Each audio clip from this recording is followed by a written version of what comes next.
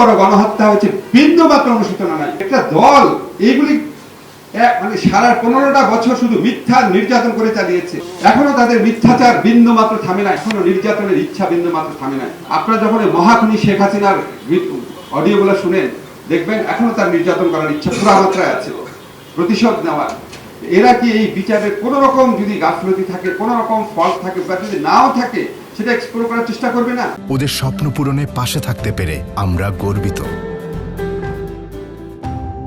আমি যদি আপনাকে বলি এই মাসের মধ্যে ইনশাআল্লাহ বিচার হবে আমি মনে করছি, আমাকে তো ওই আদালতের বিচারক আমাকে তো ভৎসনাও করেছে, কারেক্টলি ভৎসনা করেছে। আমি কি এখন সিভিল সোসাইটির আসিফ নজরুল যে আমি বলবো এত তারিখের মধ্যে বিচার হবে, এত তারিখের মধ্যে বিচার চাই, এত তারিখের মধ্যে বিচার হচ্ছে? আমার তো অনেক দায়িত্ব রাখতে হবে, আমার এই বিচারকে সমালোচনার ঊর্ধ্বে রাখতে হবে। আপনাদের খালি একটা জিনিস বলি, আপনারা মনে রেখেন এই বিচার নিয়ে আপনাদের হতাশ হওয়ার কিছু নাই। এবং আমি বিশ্বাস করি আদালতের স্বাধীনতা আমাদের রক্ষা করতে হবে। বলতে পারি না যে আমি অবশ্যই হবে, বলতে পারি না, বাট আমি বিশ্বাস করি যে এই প্রক্রিয়ায় বিচার এগোচ্ছে।